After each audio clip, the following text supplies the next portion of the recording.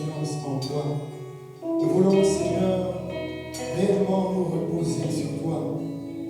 Car tu es celui-là, Éternel, dont nous avons besoin.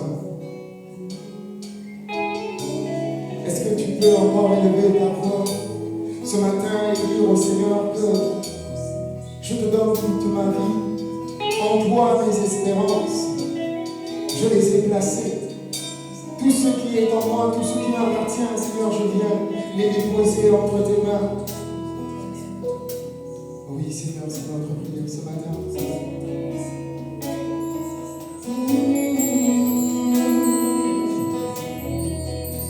Seigneur, en toi, nous avons placé notre confiance.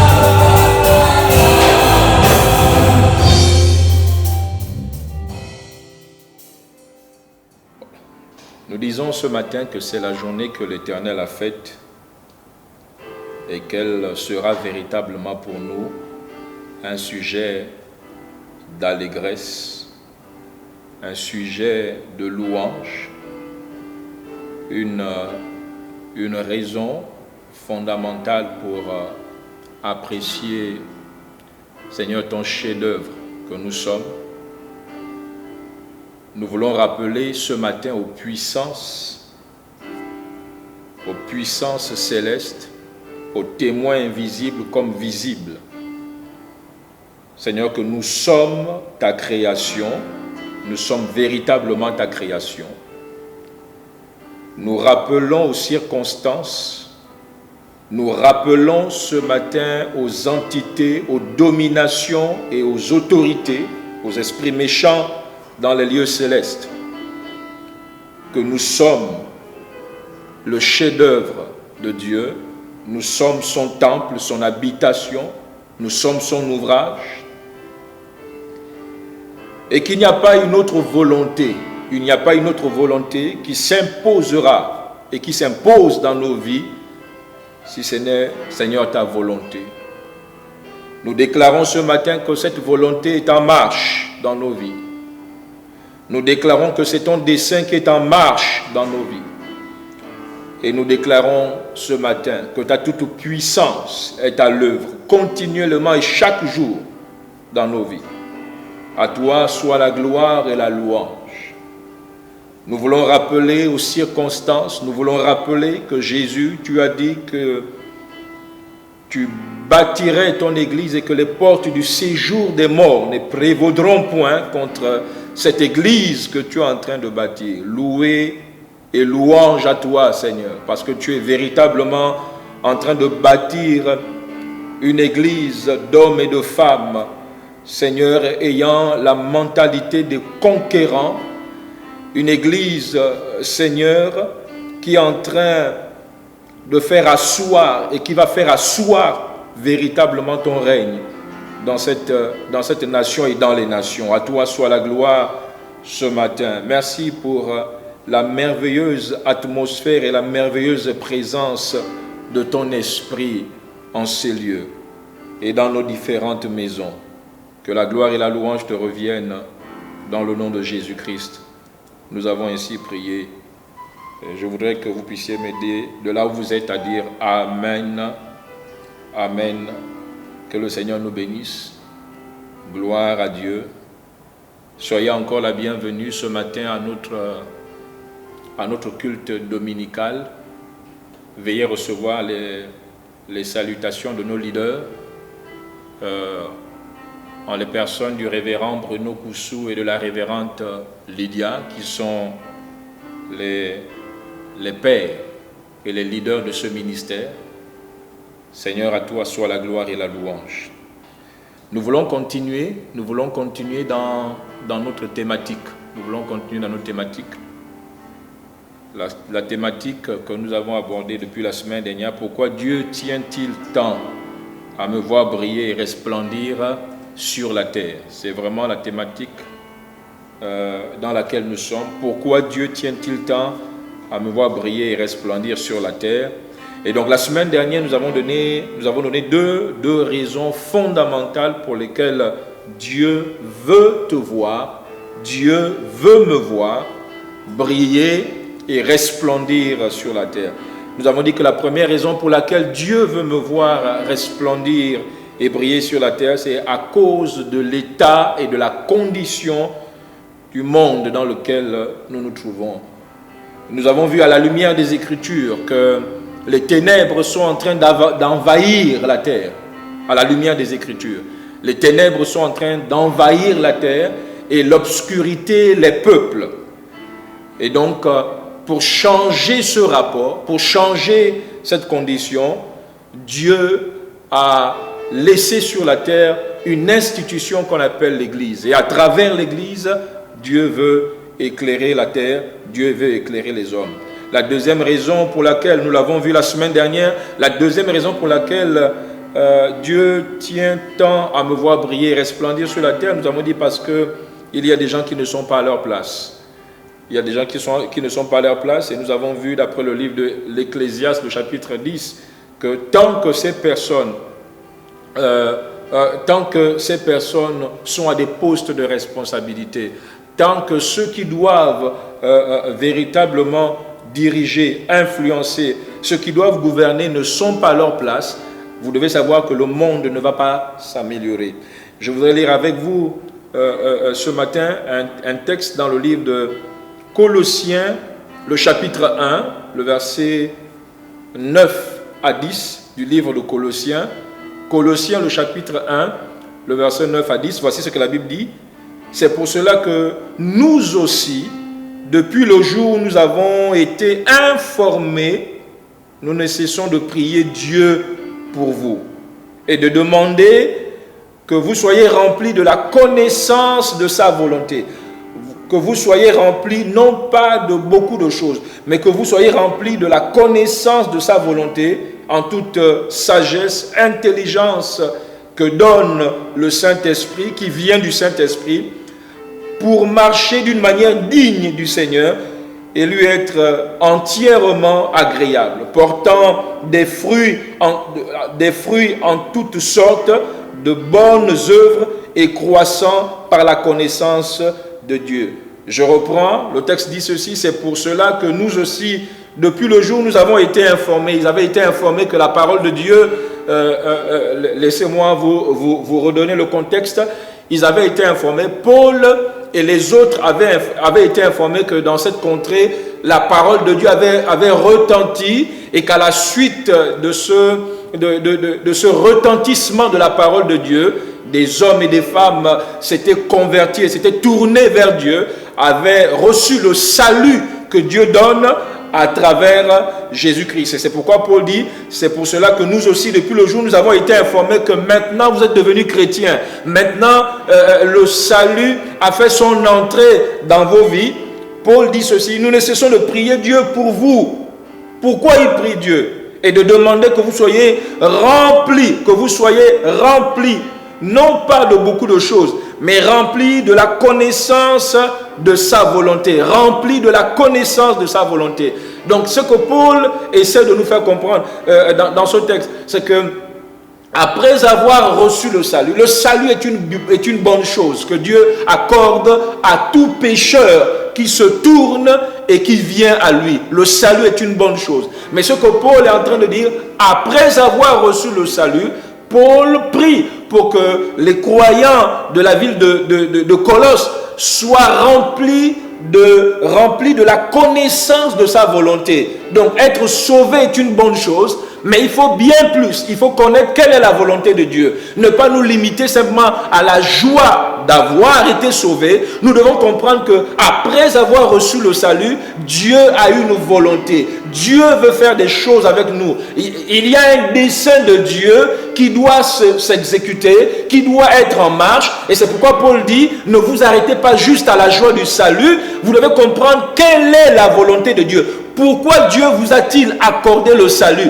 Il y a bien plus que le salut. Vous devez le comprendre et c'est important de le saisir. Il y a bien plus que le salut. Il y a bien plus qu'être un membre d'une église locale. Il y a bien plus que le simple fait de venir à l'église et de battre les mains, d'être membre d'une église locale, de servir dans un département. Il y a bien plus. Soyez remplis de la connaissance de sa volonté. Sachez pourquoi Dieu vous a accordé le salut. Sachez pourquoi Christ a fait son entrée dans votre vie. Sachez pourquoi vous avez été arrachés de la puissance des ténèbres et transportés dans le royaume du Fils de son amour. Il y a bien plus qu'être membre d'une église. Il y a bien plus que simplement parler en langue. Il y a bien plus qu'acclamer dans les bâtiments. Il y a bien plus. Vous devez comprendre que la volonté de Dieu, c'est aussi que vous puissiez être la lumière dans votre monde. La lumière de ce monde. C'est ce que Paul est en train de dire. Quand il dit que vous soyez remplis de la connaissance de sa volonté, il est en train de dire la volonté de Dieu à notre égard. La volonté de Dieu pour vous et pour moi va au-delà. Et bien au-delà du fait d'être le membre d'une église locale. Nous l'avons vu la semaine dernière. dans le livre de Matthieu, le chapitre 5, le verset 14 à 16. Il nous présente également là un autre aspect de cette volonté de Dieu. De pourquoi Dieu nous a sauvés, de pourquoi Dieu a fait de nous des lumières ou la lumière. Dans ce texte, il dit, vous êtes la lumière du monde. Et donc il nous faut comprendre l'entièreté du plan de Dieu pour vous et pour moi. Dieu tient et Dieu veut que nous soyons la lumière du monde. Et quand je parle de la lumière du monde, vous devez bien comprendre qu'il est question ici de la lumière immédiate. Dans ton monde immédiat, Dieu veut que tu sois la lumière qui éclaire. Dieu veut que tu sois la lumière qui inspire. Dieu veut que tu sois la lumière qui montre le chemin, qui montre la véritable voie. Et donc, c'est important de comprendre ça. Vous devez comprendre qu'être membre d'une église locale n'est pas le point culminant de notre appel. Ce n'est pas le point culminant de notre appel. Le point culminant de notre appel, c'est d'être la lumière du monde.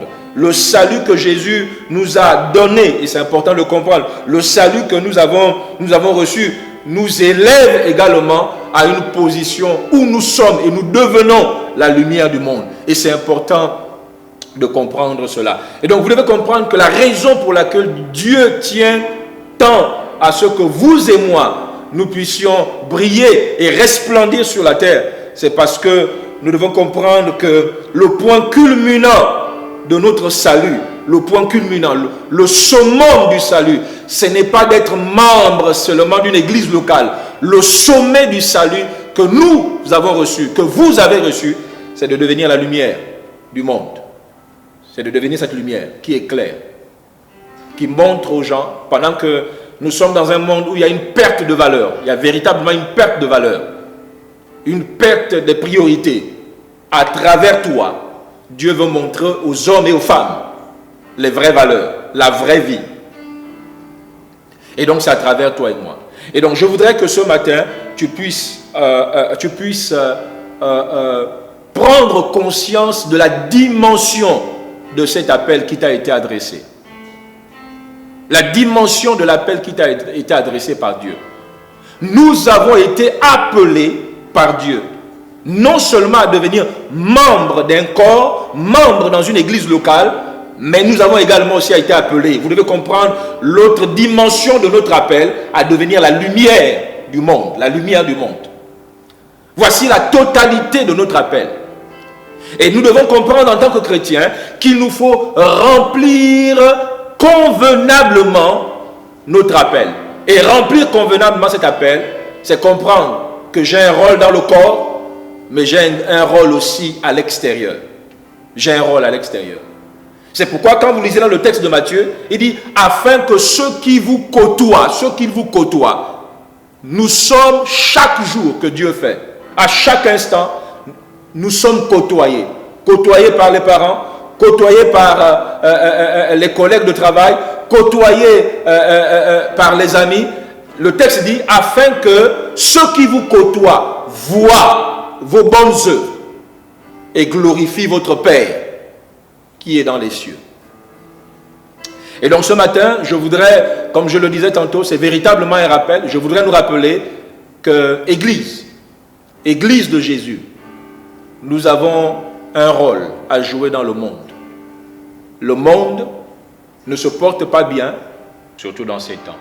Nous sommes arrivés dans les temps où il nous faut être remplis de la connaissance de sa volonté, pour savoir ce que Dieu veut, ce que Dieu attend, et la direction qu'il veut finalement donner à l'Église.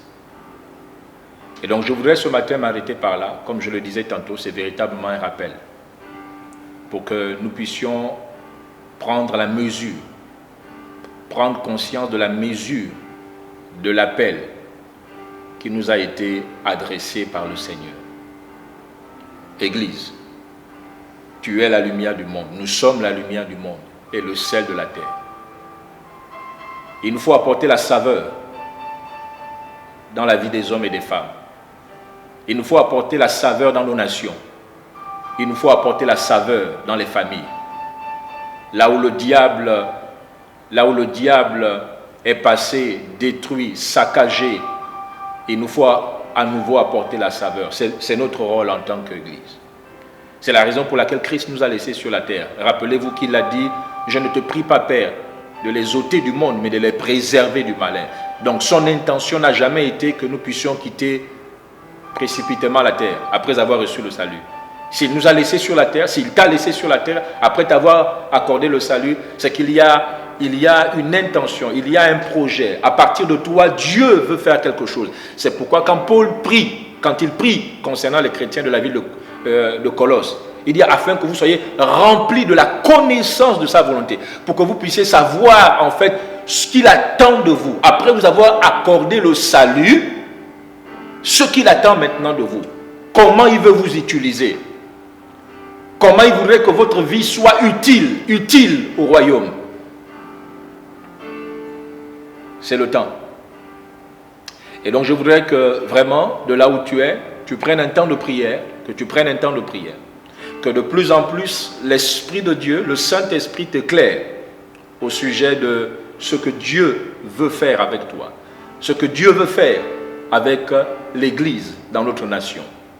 Parce que les ténèbres n'ont pas reçu le mandat de régner, mais c'est la lumière que Dieu a demandé de régner. De là où tu es, je voudrais que tu te lèves un instant et je voudrais qu'ensemble, nous puissions élever nos voix et prier le Seigneur par rapport à tout ce qui a été dit ce matin. Nous te rendons la gloire et nous te bénissons. Merci encore pour cette interpellation.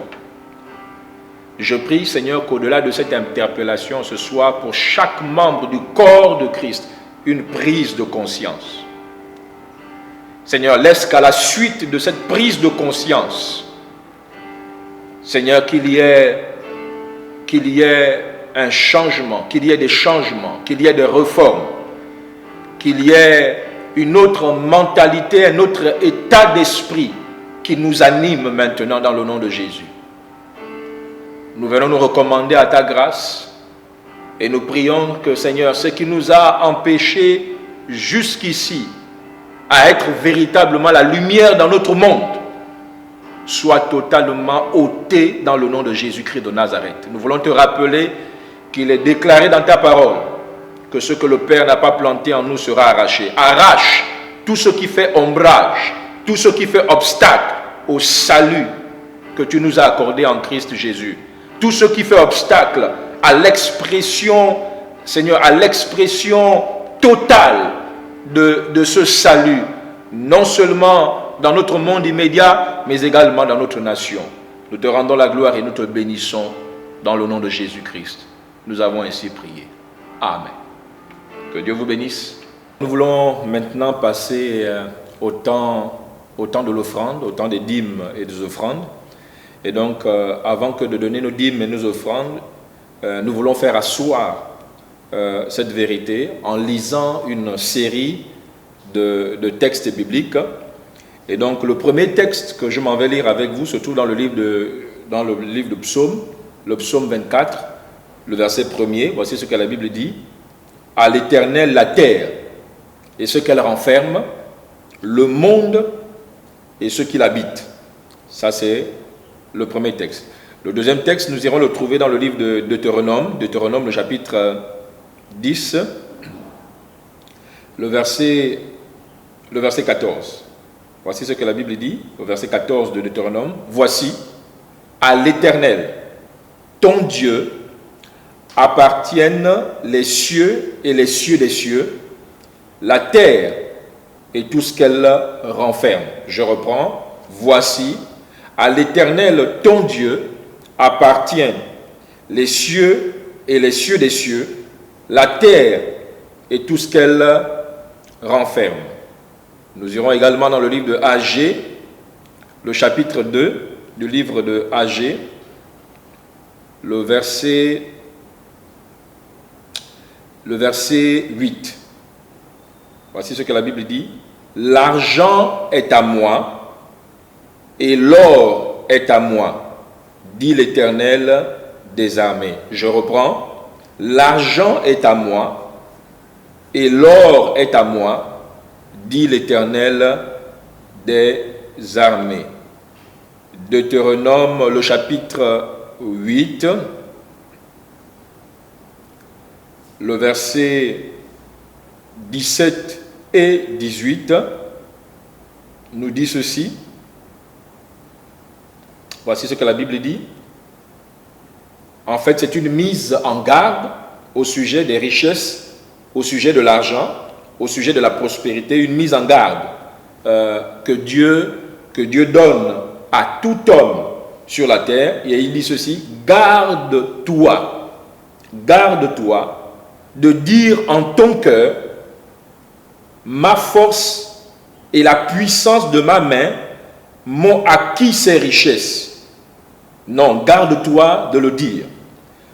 Le verset 18 nous dit: souviens-toi de l'Éternel, ton Dieu, car c'est lui qui te donnera de la force pour les acquérir, afin de confirmer, comme il le fait aujourd'hui, son alliance qu'il a jurée à tes pères. Donc, dans ce verset, dans ce texte, Dieu fait une mise en garde à l'homme, en disant: garde-toi de dire en ton cœur, ma force et la puissance de ma main m'ont acquis ces richesses. Si j'ai pu avoir ce que j'ai, c'est simplement par ma force, mes aptitudes. Non, non. Le verset 18 dit: souviens-toi de l'Éternel, ton Dieu, car finalement c'est lui qui te donnera la force. Donc nous comprenons que la force de nous lever chaque matin pour aller travailler, la force de faire ce que nous faisons, qui nous permet d'acquérir la richesse, qui nous permet d'accroître nos biens matériels. Il dit: souviens-toi que c'est l'Éternel ton Dieu qui te donnera la force pour les acquérir, afin de confirmer, comme il le fait aujourd'hui, son alliance qu'il a jurée à tes pères. Et enfin, le dernier texte se trouve dans le livre de Jean, Jean au chapitre 3, le verset 27. Voici ce que la Bible dit. Jean 3, le verset 27. Jean répondit: un homme ne peut recevoir que ce qui lui a été donné du ciel. Un homme ne peut recevoir que ce qui lui a été donné du ciel. Alors, la première vérité que je voudrais partager avec nous ce matin, au sujet des finances, au sujet de l'argent, et d'après tous ces textes que nous avons lus, voilà, la première vérité est la suivante, au sujet de l'argent, au sujet de mes avoirs, c'est que tout appartient à Dieu. Tout appartient à Dieu. Rappelez-vous du texte que nous avons lu du psaume 24. La terre et tout ce qui l'habite appartient à l'Éternel.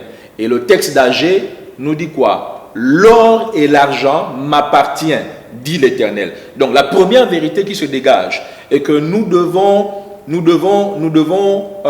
saisir, nous devons comprendre, c'est que tout appartient à Dieu. Et quand je dis tout, dans le tout, mettez également notre argent, nos avoirs.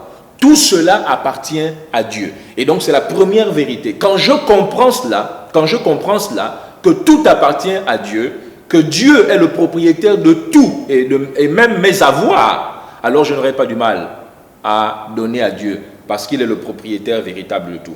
Le deuxième texte que je m'en vais lire avec vous se trouve dans le livre de Job. La deuxième vérité que je voudrais partager avec vous se trouve dans le livre de Job. Job, le chapitre 1er, le verset 21. Voici ce que la Bible dit. Job, le chapitre 1er, le verset 21. La Bible dit ceci. Je m'en vais lire pour vous. Et dit, c'est-à-dire c'est Job qui l'a dit, et dit: je suis sorti nu du sein de ma mère, et nu je retournerai dans le sein de la terre. L'Éternel a donné et l'Éternel a ôté. Que le nom de l'Éternel soit béni. Je reprends. Et dit, c'est Job qui a dit: je suis sorti nu du sein de ma mère, et nu je retournerai dans le sein de la terre. L'Éternel a donné et l'Éternel a ôté. Que le nom de l'Éternel soit béni. Jérémie, le chapitre 27. Jérémie, le chapitre 27, le verset 5. La Bible dit ceci, au verset 5. c'est moi qui ai fait la terre. Dieu nous rappelle. Il dit, c'est moi qui ai fait la terre, les hommes et les animaux qui sont sur la terre. Par ma grande puissance, ce n'est pas par autre chose, il dit par ma grande puissance et par mon bras étendu, et je donne la terre à qui cela me plaît. Ici on peut dire je donne la terre ou bien je donne la richesse à qui cela me plaît. Donc Dieu nous rappelle ici que c'est lui qui a fait la terre, les hommes, les animaux. Il dit par sa grande puissance.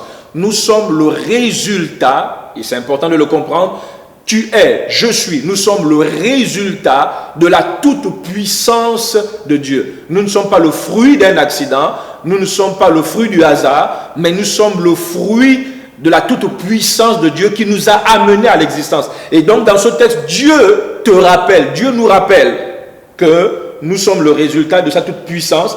Et il dit, il donne la terre à qui cela le plaît.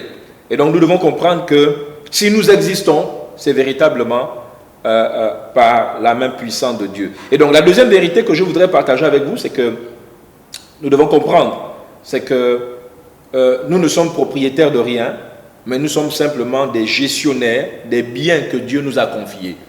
Toi et moi, nous ne sommes propriétaires de rien, nous ne sommes que gestionnaires des biens que Dieu nous a confiés. Parce que le texte que nous avons lu dit quoi? Il dit, je le donne à qui cela me plaît. Ça veut dire, donc Dieu donne la richesse à certaines personnes, ou bien nous donne la richesse, et nous devons comprendre que la richesse qui vient entre nos mains, nous ne sommes pas des propriétaires, nous ne sommes que des gestionnaires de ce que Dieu a bien voulu nous donner. Et donc, dans cet élan, comprenant cette vérité au sujet de l'argent, je voudrais que de là où tu es, maintenant tu prennes ton offrande, ça peut être ton offrande ou bien ta dîme, et tu te lèves, conscient de cette vérité, que tout appartient à Dieu, même mes avoirs, même mon argent, que Dieu est le propriétaire de tout et que toi et moi, nous ne sommes que des gestionnaires des biens que Dieu nous a confiés.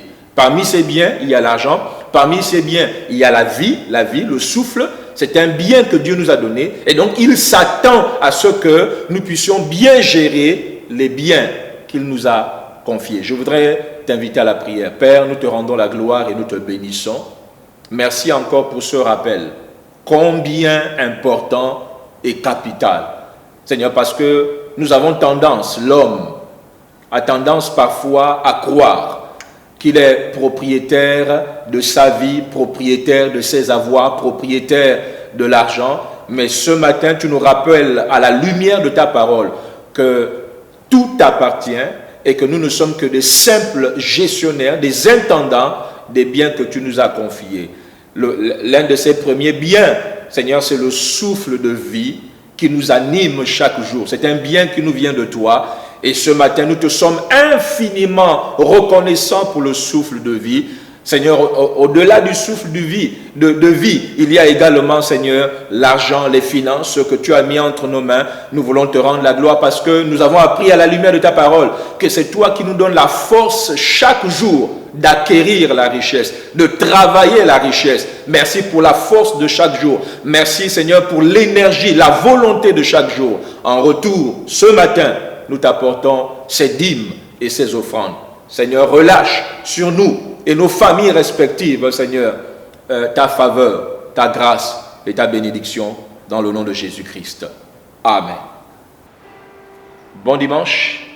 Et je prie les membres du ministère AFNA dans le Goué maritime de rester connectés à nos différentes plateformes parce que il y a des informations qui vont passer tout au long de la semaine et normalement la semaine prochaine nous allons reprendre nos cultes dans nos différents bâtiments et donc rester connectés dans nos différentes plateformes. Nous ferons passer à partir de lundi des informations à ce sujet. Que Dieu vous bénisse et bon dimanche.